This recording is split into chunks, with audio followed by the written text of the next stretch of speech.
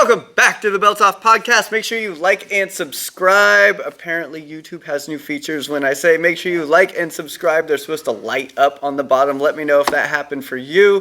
New YouTube That's cool. features. I never heard that. Yeah, super strange. But they're trying to get more people to like and subscribe. And that shadow ban that I went through, they came back and basically said, yeah, people are watching the content. I thought the content was good, but your watch time from unsubscribers or people who haven't subscribed is like 99.2%. So they're watching a lot of your content, but they never hit that subscribe button, so it's not being pushed to new people. Or they only watched one of my videos and then never got to another one because they didn't like it, so it didn't show up on their homepage, and they didn't subscribe it, so it didn't show up on their feed.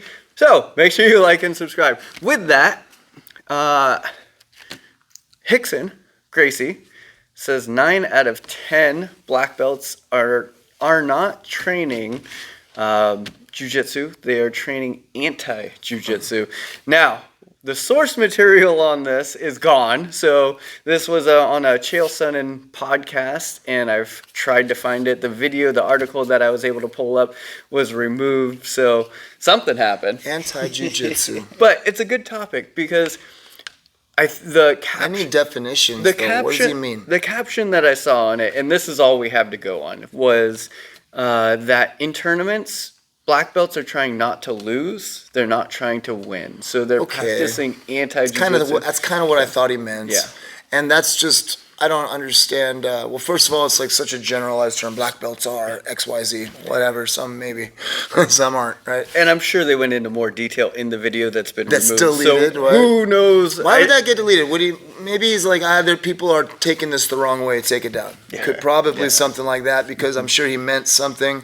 Yeah. You know, and it got perceived a different way. Anytime there's communication can be perceived the wrong way. Yeah. Social media is like the king of it's horrible misperception. It's horrible. But as far as like, if that's what he meant, if what he meant was that they're practicing to not lose, like you should, like, I mean, I don't necessarily think, in certain situations, go for it, right? Of course, like you're not trying to not leave it all out there on the mat. Right, you don't want to go out there and not, dump everything you got out there. Go for the submission. If you're losing by a bunch, throw caution to the wind, all that. But at the same time, strategically trying to win a Brazilian Jiu-Jitsu match is not just offense. I think it's like the football term is that like good defense wins championships, something like that. It's no different, I think, with any sport. I think a good defense is what wins championships. That doesn't put the points on the board, but it keeps their points off the board, and that's huge, right? So I think anti-jiu-jitsu is, if what he means is just focusing on defense, cool. That's not a bad idea at all. And as far as the sport aspect of things, we can take it back to like Metamoris, where there was 20-minute matches. How many of those matches actually went to a draw? There was so many that just stalled out and went to the draw. And then, was there? And then with the invention of submission only and like the EBI series, it increased the action and drew a lot of people. And there was a lot of people. If you were a diehard jiu-jitsu fan, Metamoris was fantastic, right? You got to see good defense, you got to see some offense, but a lot of those matches went to draw. With the invention of EBI, Eddie Bravo really encouraged the offensive attack. If it went to the overtime rounds, you start on somebody's back or you start in a spiderweb armbar. So it really, really incentivized. And as far as a spectator, that's fantastic, right? Anytime you get those like sudden death matches, that's entertaining stuff. It's fun to watch. But if we go back traditional jiu-jitsu, Metamoris is definitely one of those aspects. So, as in like anti. Playing a lot of defense. We can take this all the way back to Ken Shamrock.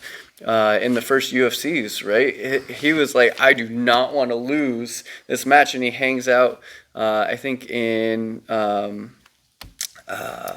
somebody's guard the whole time? Yeah. It was Royce's.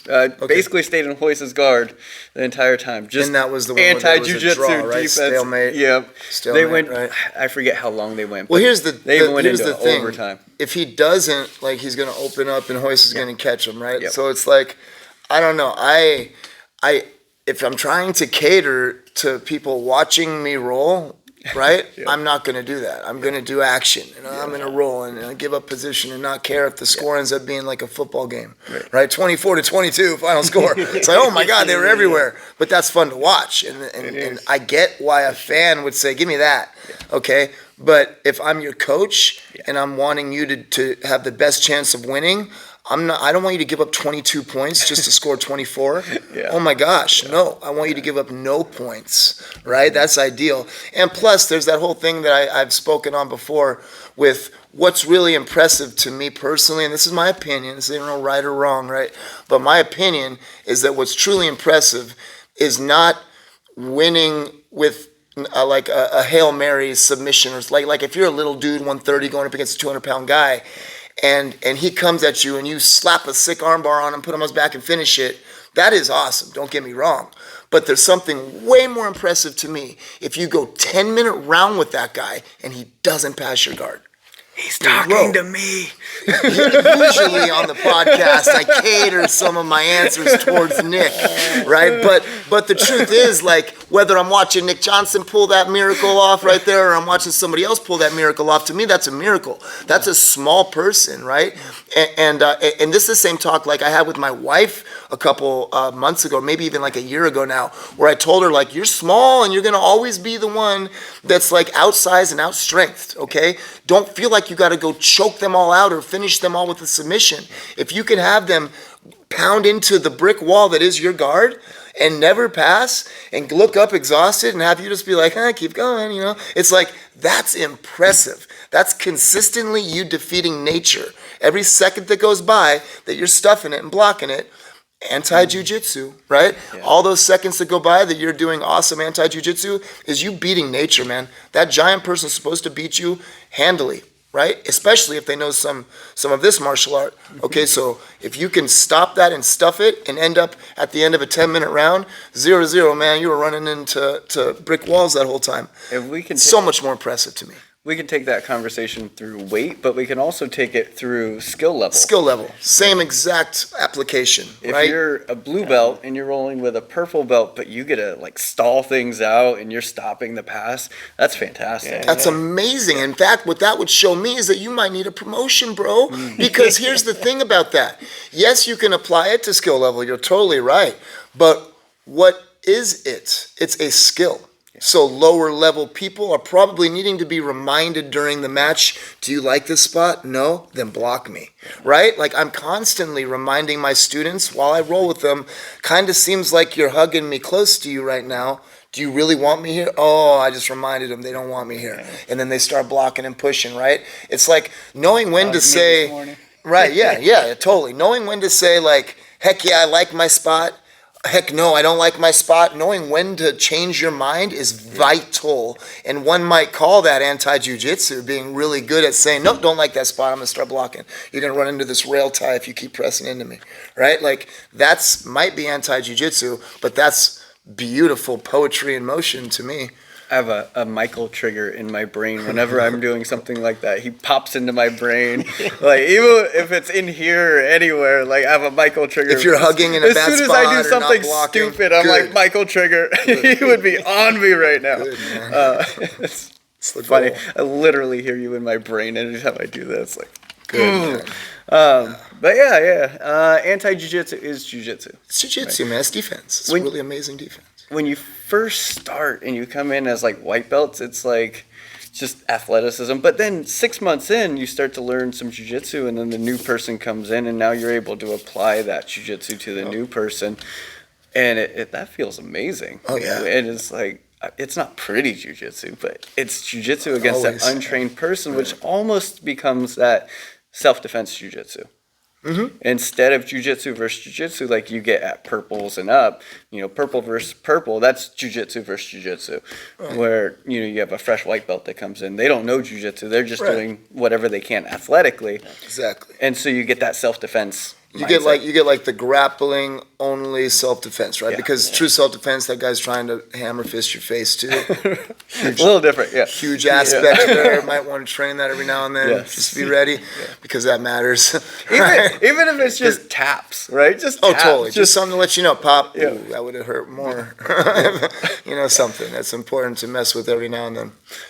I heard Eddie Bravo was on Joe Rogan podcast.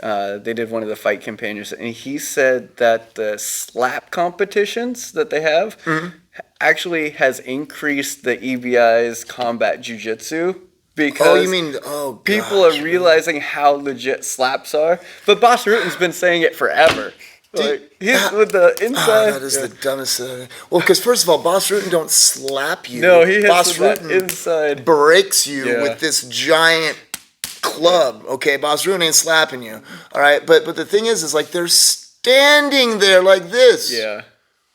Of course it's gonna be effective, bro. Like, can we do a game where I get to do my double leg while you just stand there? I mean, I'll put you through the wall. Yeah. Like, who stands there and lets people do anything? I don't know. Like, if people are like just now realizing that if a guy stands in front of you and lets you just blast him open palm, if they're just now realizing like, wow, that's kind of effective. No, but what he was saying is that with the popularity of the slap competitions, it is getting more popular. Combat jiu-jitsu, the slap jiu-jitsu has increased, which is strange. Hey, whatever gets him into the grappling, man. Yeah, it's exactly. Like, I was a slapper, but now I realize you can slap and grapple. All right, I'll grapple. Cool, man. Oh, man. So jiu-jitsu, self-defense jiu-jitsu, combat jiu-jitsu, it's all the same family. Yeah, they're all related, man. One big happy family of grappling. Yeah. So make sure you stick to training. Make sure you like and subscribe. We'll catch you in the next one.